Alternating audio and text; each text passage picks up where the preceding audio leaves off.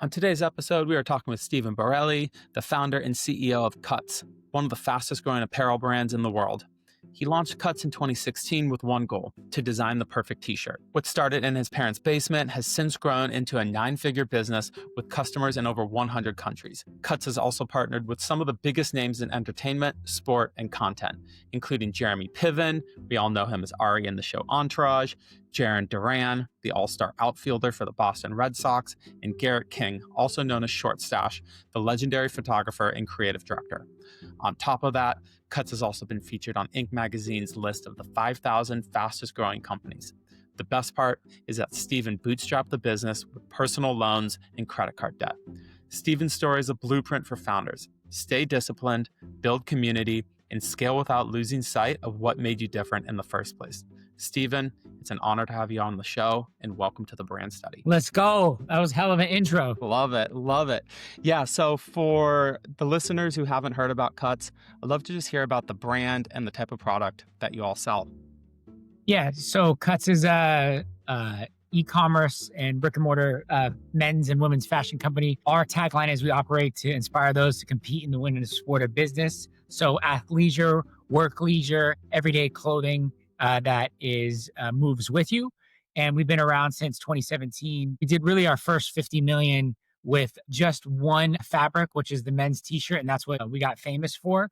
And we allowed you to shop by cut. So we had 3 bottom cuts, 3 collars, split hem, elongated, curve hem, and short and long sleeve. And since we've now do, things from jackets to bombers to, shackets, and we've really grown to a lot of different SKUs. So it's been a fun ride, not without challenges. We've been bootstrapped up until this year. We did take a small investment when the tariffs hit to kind of help us get over that hurdle.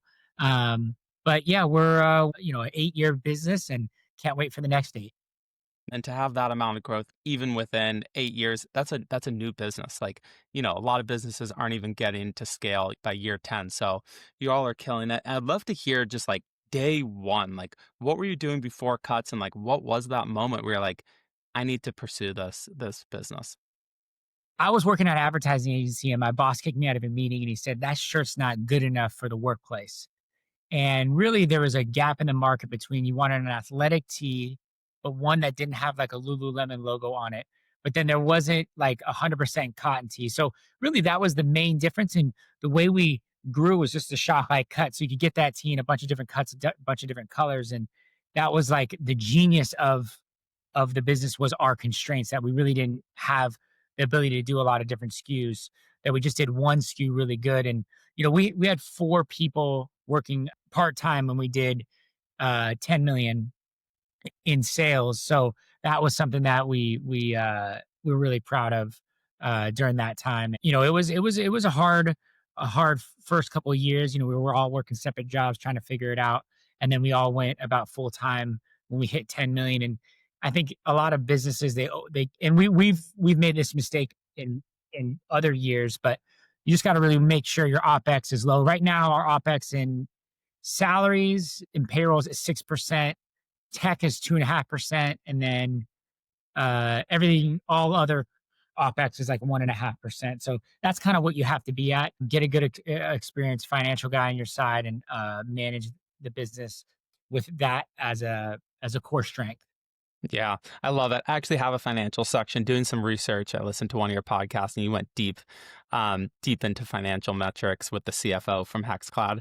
So I know like finance is a big deal for you, and I think it's one of the key pillars of learnings that I think our audience can really take away from this episode.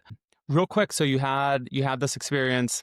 You're looking for, this is like kind of like pre-athleisure. So there's like Lululemon stuff that's really meant for, at the time, like yoga and working out at the time. So you're kind of like tapping into that athleisure movement that's now everywhere. It's like what people wear on the daily. Did you go look for manufacturers locally? Did you take a overseas trip? Like, how did you line up that first manufacturing contract? Yeah, me and Sean, our VP of Ops, we went to China with our heads cut off, didn't really know what to do. And I wish we went to a lot of factories that we shouldn't have been there. They were kind of a joke. But I got this random text messages from a guy I was playing basketball with in LA, and he's like, hey, I can make these better. And we had struck out with everywhere we went. And then I called him. I was like, hey, like, is that still available? And he sends us a car. It was an 8-hour drive in China. A guy picks us up, Mr. Borrelli. We drive 8 hours in the car, 8 hours.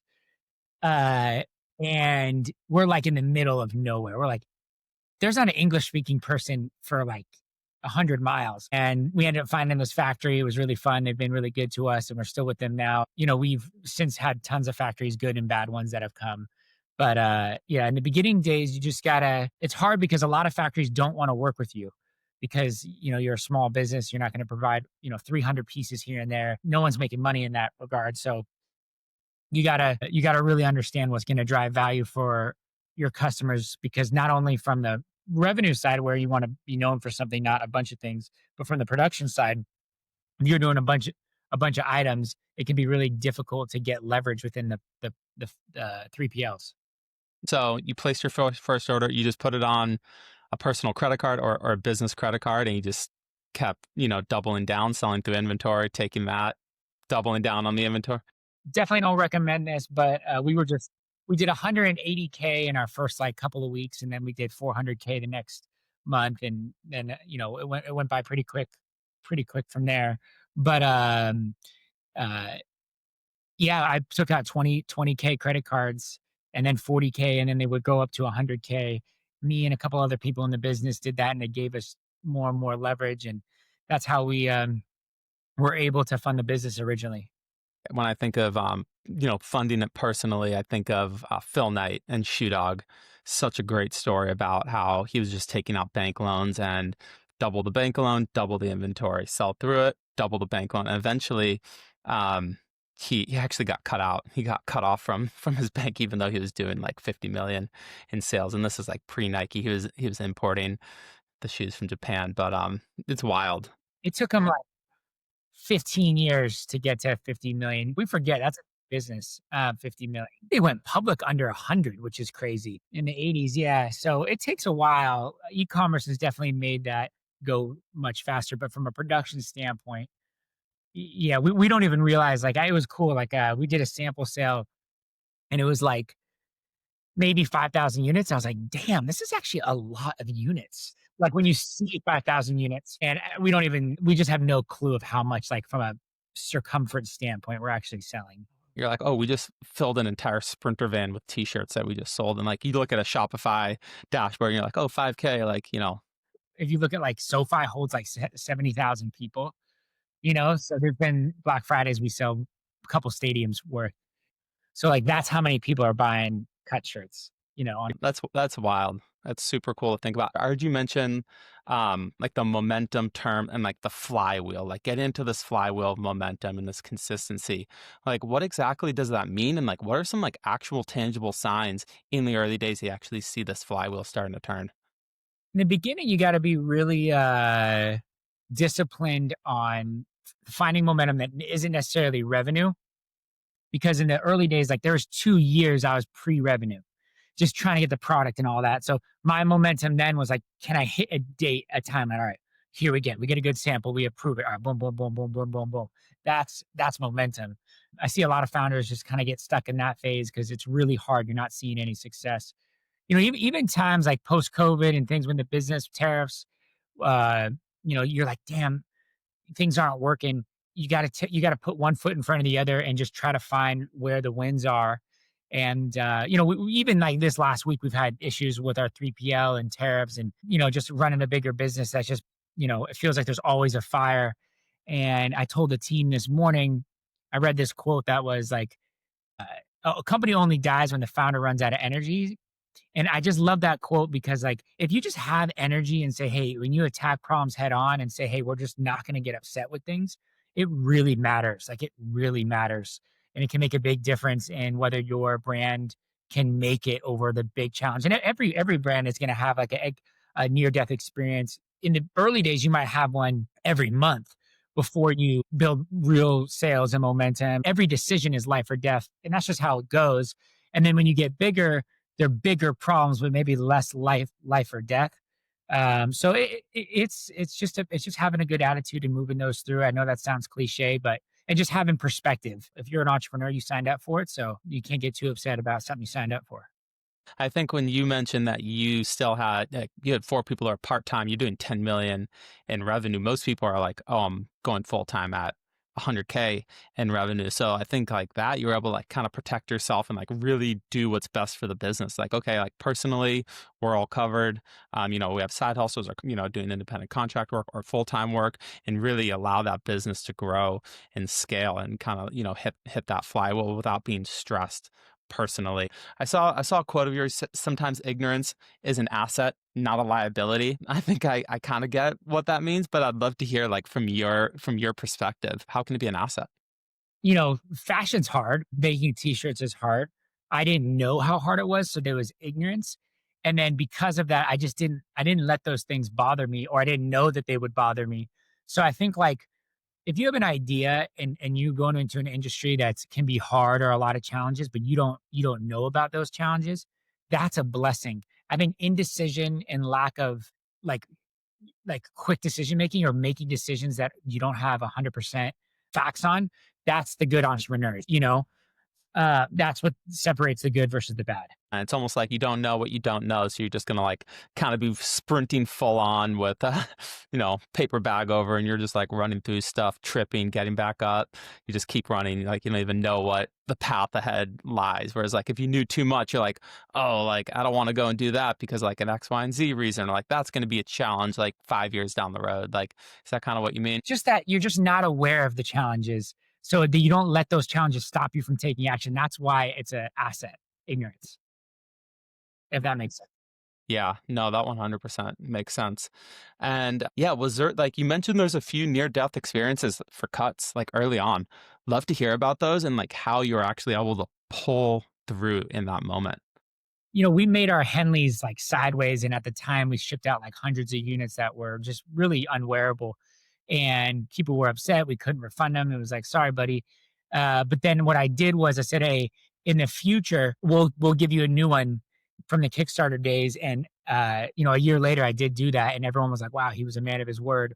And at the time, it was 100 shirts. But at the time, I thought, oh, wow, this is gonna we're done after this. I got it was funny. Like there are certain people that made such a big deal about getting a bad Henley, wrote me letters. How could you? This is not what I signed up for. I was like, sorry, buddy. And then, years later, those same people reached out. I was like, I can't believe you guys have done so well and all this and all that. So I don't know if it near death, but it felt like that at the time. The most recent one was when the tariffs hit.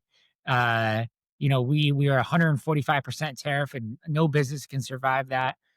We were looking at 60 days of cash runway. And I wrote a letter to President Trump that went viral, and it got to him, which was really cool. That was just another time. I was like, hey, I think, Cuts' story is pretty compelling. Let's see if he can see it. And, one of my buddies said, if you think about it, that's crazy. You thought that you could write a letter that President Trump would see. And I think it didn't even faze me. But when he said that, I was like, that's just a sign of like just believing in yourself, and that the most powerful man on planet Earth could see it.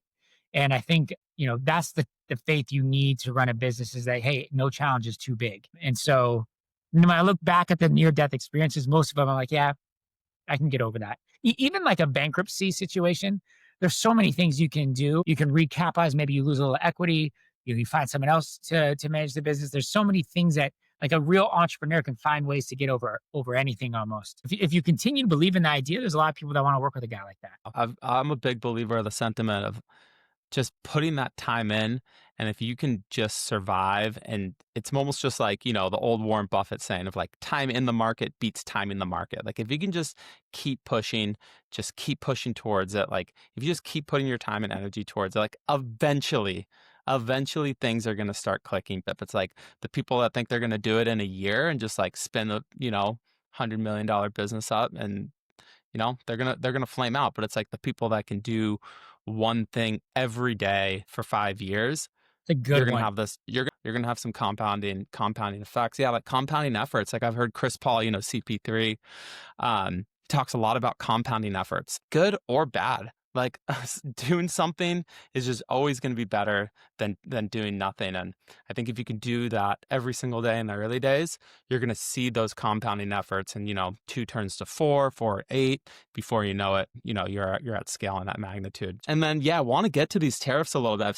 I saw that viral letter. I've seen you got some like news coverage about it. I would love to hear like that story a little bit. It's going to cost us millions of dollars this year. It's tough. There's no way to slice and dice it. It's a difficult situation to be in. My thing has been like, hey, the rules of the game's change. That's just business. It was just how fast they got enacted that was really difficult. And that was kind of my grunt with the administration. So, I'm not one to complain about things. I'm more of like, hey, you know, cowboy up and figure out a way. It was ours went from 0 to 58% overnight. So that was like 15 to 20 points of a margin across the board, which was very difficult. So managing that was hard. A lot of good came from that in some way because I wrote a letter to Trump and I was on every news outlet, BBC, CNN with Jake Tapper, primetime. I was on Fox, the Business Journal, Financial Times, a couple other articles that were really kind of all focused on, the tariffs. And it was cool for me to see that world a little bit. Never waste a good crisis. We actually ended up raising like a couple $1,000,000 just to kind of help us through it, which was really cool. Pretty much off the back of those videos, people just saw, hey, like, I think when you're in a crisis, sometimes it's good to just go hit it head straight on because it can show good leadership. It can show stick to itiveness. It can show like belief in yourself. A lot of people wouldn't have gone on CNN and say, hey, my business is in trouble and I voted for Trump. That is now hurting me. Gained a lot of respect within the business community, which was really cool. Not that I did it for that, but it was one of the good things that came out of it. I mean, you just put yourself out there. You're just like, hey, this is the situation. Like, I'm not going to sugarcoat it.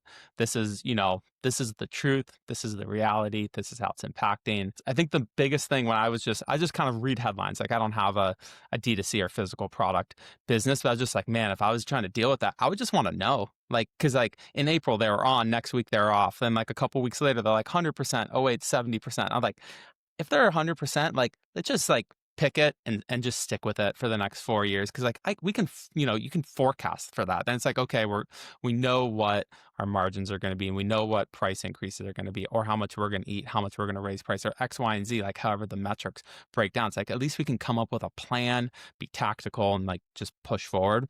But that was like, for me, I'm like, well, that would be super tough just to see how much movement there was with the decision. I was listening to a podcast of yours and you said if you didn't do cuts, you want to get into investment banking.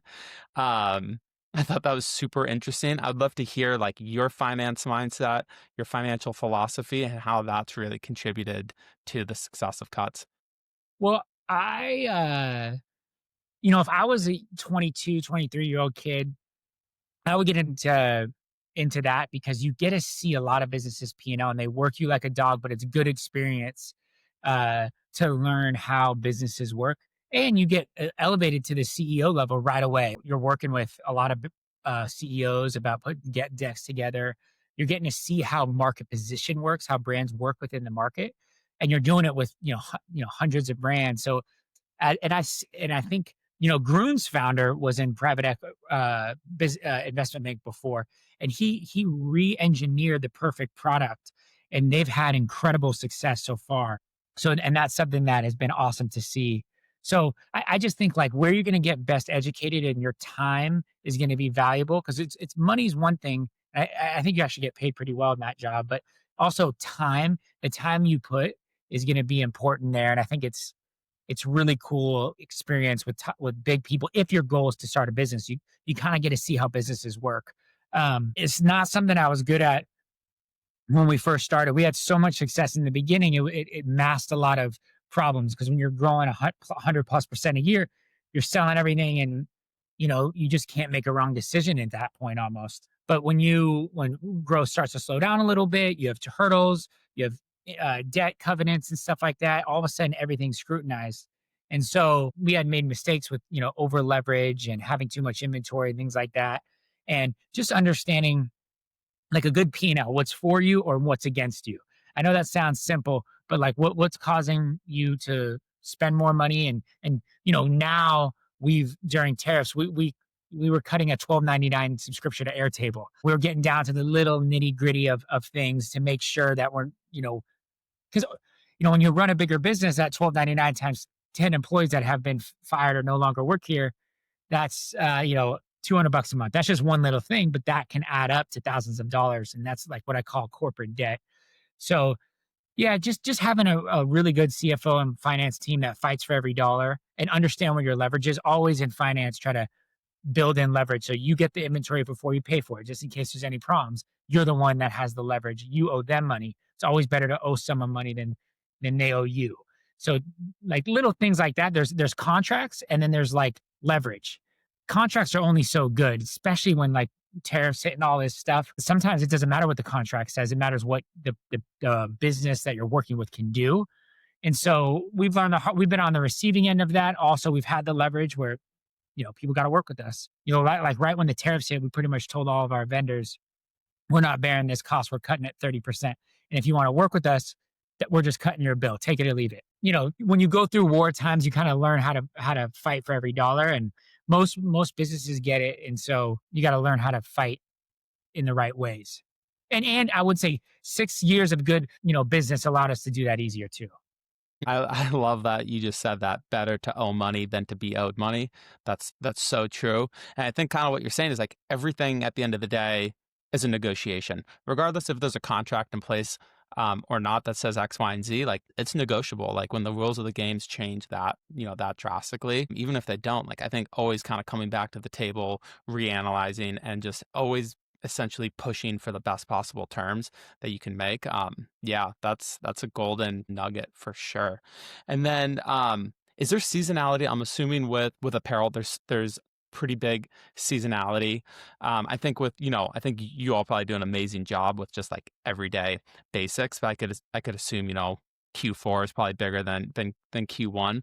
Are there any frameworks that you all or models that you all have established to avoid like the classic apparel inventory trap? Yeah, I mean, it's still hard for us. Inventory is hard. Developing a core product assortment that if you buy too much or too little, you can quickly get into it. Or if you buy too much, you like for us, black tees, if we order too many, it's fine because we have to slow down ordering in the future. Developing core things that people buy are really important. Yeah. Yeah. And I see you have like your staple. I was on your site, and like you have your staple colors and then your seasonal colors. So like your staples are just like if we order 20% too much, like they're gonna sell eventually. Whereas seasonality, you're probably just purchasing smaller POs at a time, knowing that those might ebb and flow depending on the seasons. Super interesting. So you all are mostly bootstrapped until recently. Would you recommend other founders to bootstrap, or would you recommend capital infusion, VCs? Like what have been some of the trade-offs? Yeah, I mean, I say go bootstrap as long as you can. I think it's harder now. It's much harder now to do it. Banks also, like we got lucky where debt was cheap, but if debt's 14%, that's debt was like 6-7%. So that makes a big difference. I think it's just so case by case. If you can get money and it's at a good valuation, you're not giving too much to your company, sometimes that can be a great growth start. So it just depends on what type of business you're running. So you mentioned you were hitting like 100% or more growth, like year over year. Like how'd you actually get the first sale, or like how'd you sell through that first batch of 500 shirts? We created a Facebook group and we just put friends and family in it. And I said, if everyone can at least share this, and then if you want, buy.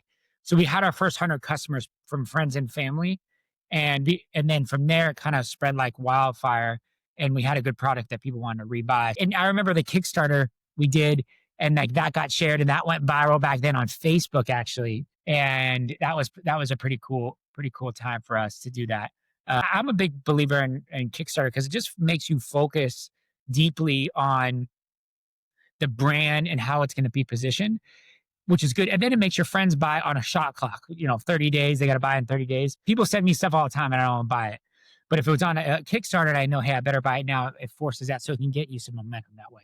I was talking to the founder of Mila. They do soup dumplings. They started in a restaurant in Bellevue, Washington, and the same thing. COVID hit. She's like started a WhatsApp group, and literally just started hand delivering bags of frozen soup dumplings. And now they raised like $50 million in funding, sold in Safeway, Costco. Like they're they're, one of the fastest growing frozen foods in the United States. And they did, same thing. Like I read a quote and it was like having 100 people love you and like seriously have your back and be in love with your product and your brand is better than 100,000 people who kind of like you.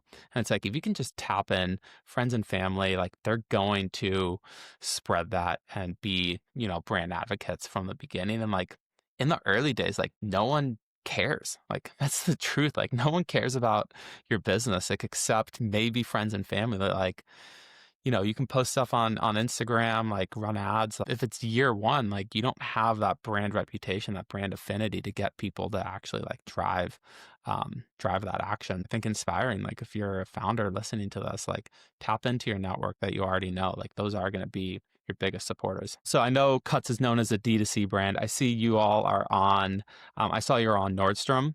Are you starting to get mixed into some retail recently? Yeah, we're in like 200 different retailers across the nation, or no, 2,000.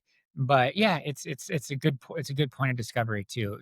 People see it that have never tried it and they buy online. And then like looking forward, like what are the channels that are driving growth for you right now? Like where are you seeing the current, the current channels that are driving growth and then like potentially in the future? Meta continues to be a great growth channel. TikTok, Google's becoming way less with ChatGPT. We're seeing less growth there. Affiliate marketing is something that I'm seeing a lot of brands do well, and we're starting to do more there. Where like the algos really don't like the number of followers doesn't matter as much. So which can really benefit like young brands. That's how I would kind of focus on is finding those affiliates that can make content because it doesn't matter if you have 10,000 followers, a million. One video can really do some power. Yeah. Yeah. And then you have like a real person backing you, breaking it down, providing telling that story. And then yeah, kind of going back to the early days, like when you didn't have the budget to outspend, like a Lululemon. Obviously, you're not gonna outspend Lululemon. How'd you compete in that advertising space? We did only t-shirts, 3 bottom cuts, 3 collars, short and long sleeve. And that's we were gonna be we probably sold as many in those days tees as they did, but that's the only thing we did. So the marketing would be the same over and over. And that's actually the advantage is a lot of these bigger stores, they got spend money on tees, boom, boom, all these different categories. But for you as a startup, you can get attention from just one product, and that's the advantage. Yeah, you're not spread too thin. And what type of creative are you seeing perform nowadays? More like brand stuff, like our Jeremy Piven thing is our best thing. So, like, less selling directly, "This shirt is blue, buy this shirt," more like a narrative-based ads are doing much better. And the Jeremy Piven thing was awesome, like, you watched the ad, it was essentially Ari Gold acting, it was incredible. Yeah, it was so good. And then I saw you all do like drops, like product drops. I'd love to like walk through that strategy and how that's contributed to the bottom line. Yeah, we so when you look at your marketing calendar, if you're watching this, you're starting to think, you gotta program your business. You gotta have things to talk about Monday through Friday. We try to on a monthly basis, we try to have 4 collection drops, 1 seasonal collection of restock colors, so like our core items restocked. That's twice a month, actually. Then we have a new collection once a month, then 4 new products every Friday. And then on the brand side, we do try to do 2 product collabs with influencers, as well as like 1 partnership where we, do like we have like a, we give away this bottle with the Cuts logo, something like that. So it's just things to talk about. And then we launched 2 like some vlogs about behind the brand, or I'll do a podcast. It's just programming the business because people need excitement. They need stuff to talk about. They need another reason to buy, and you got to give it to them. Even though you all are at scale, like you're still thinking in that flywheel mindset, but essentially giving reasons people to tune in. It's like a new season drops of your favorite show, like you're going to tap back into it, not just playing reruns over and over. Getting like a Jeremy Piven, like how do you get some of these A-list brand ambassadors lined up? Like that's awesome. He was actually a fan of the brand for many years, and we had this concept of like cancel suits that we ran like 2 years ago. Don't wear suits in the office, wear cuts, and it was really cool to see the success of that campaign without a celebrity. So then we ran it with him, and it was just a match made in heaven. I mean, we let him cook. He's not someone that reads a script, so he came in there and ran it, and it just the DMs can be powerful if you have a brand that people want to wear. and you do a good job, it shouldn't be hard to find brand ambassadors. Yeah. And is that how Jeremy Piven worked out? You just hit him on DM? Slide in, baby, slide in. No way. Our DMs, honestly, I think Cuts DMs might be like the most A-list DMs on the internet, because we get people that are like A-list athletes to like, you wouldn't even believe it, like the number one, because everyone needs a black tee, so it can kind of fit everybody. Man, yeah, that's wild. The power of the DM. Yeah, I mean, cold outreach, like you can't underestimate. Like, build the brand, build that foundation, build something that people love, and you kind of just turn into a magnet. And if you just hit them on a DM, they're like, oh, like I know Cuts, like I wear that every day. Let's go. What's one piece of advice that you would maybe give yourself from day zero? Get a really good financial team around you from day one. It kind of help you see what you can't see, because that you can make some big mistakes, and we've made some big mistakes there. Make sure you, this is cliche, but make sure you like have a 10-year outlook. Do I want to do this for 10 years? Because it could take a while. Other advice, just be careful who you work with, because one bad egg can really, really, really hurt the business in a big way. To this day, our number one fabric is our number one fabric from the day we launched the business. And we get away from that at times and we forget who we are. Always remember who you are and what your customer wants. And from here, like, where do you see Cuts going over the next 5 to 10 years? We want stores all over the US, 100 stores in 10 years. That's the goal. So hopefully we do this interview in 2035 and you're like, damn, Steven did it. He's got 100 stores. That was Steven Borrelli, the founder and CEO of Cuts. Thank you so much for listening. Make sure to click that follow button on your podcast app so you never miss a new episode. If you're looking for more practical takeaways to grow your brand, subscribe to the Brand Study newsletter. It's packed with exclusive content, deep brand analysis, and real-world insights you can actually use. Sign up today at thebrandstudy.co. I'm Conrad, and I'll see you next time.